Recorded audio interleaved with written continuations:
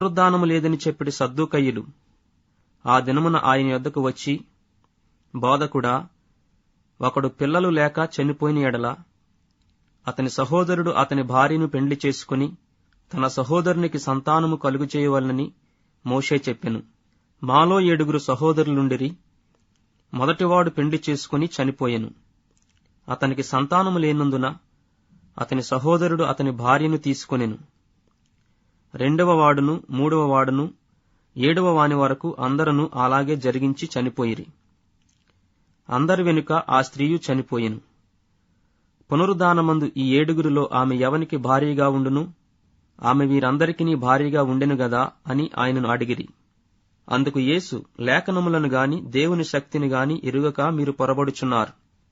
పునరుద్ధానమందు ఎవరునూ పెండ్లి చేసుకొనరు, పెండ్లికియ్యబడరు. వారు పరలోకమందున్న దూతల వలె ఉందురు. మృతుల పునరుద్ధానమును గూర్చి నేను అబ్రహాము దేవుడను, ఇస్సాకు దేవుడను, యాకోబు దేవుడనై ఉన్నానని దేవుడు మీతో చెప్పిన మాట మీరు చదవలేదా? ఆయన సజీవులకే దేవుడు గాని మృతులకు దేవుడు కాడని వారితో చెప్పెను. జనులది విని ఆయన బోధకు ఆశ్చర్యపడిరి. ఆయన సద్దూకయ్యుల నోరు మూయించినని పరిసయ్యులు విని కూడివచ్చిరి.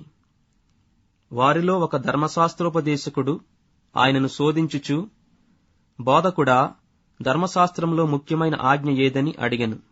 అందుకాయన, నీ పూర్ణ హృదయముతోనూ నీ పూర్ణాత్మతోనూ నీ పూర్ణ మనస్సుతోనూ నీ దేవుడైన ప్రభువును ప్రేమింపవలెనన్నదియే ఇది ముఖ్యమైనదియు మొదటిదియునైన ఆజ్ఞ.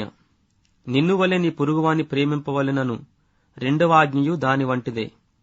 ఈ 2 ఆజ్ఞలు ధర్మశాస్త్రమంతటికిని ప్రవక్తలకును ఆధారమయ్యున్నవని అతనితో చెప్పెను.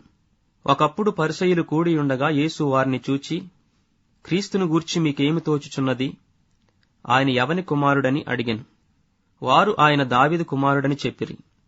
అందుకాయన, అలాగైతే నేను నీ శత్రువులను నీ పాదముల క్రింద ఉంచు వరకు నీవు నా కుడిపార్శ్వమున కూర్చుండుమని ప్రభువు నా ప్రభువుతో చెప్పెను అని దావీదు ఆయనను ప్రభువని ఆత్మ వలన ఏల చెప్పుచున్నాడు? దావీదు ఆయనను ప్రభువని చెప్పిన ఎడల ఆయన ఎలాగూ అతనికి కుమారుడగునని వారినడుగగా ఎవడునూ మారుమాట చెప్పలేకపోయెను. మరియు ఆ దినము నుండి ఎవడునూ ఆయనను ఒక ప్రశ్నయు అడుగ తెగింపలేదు.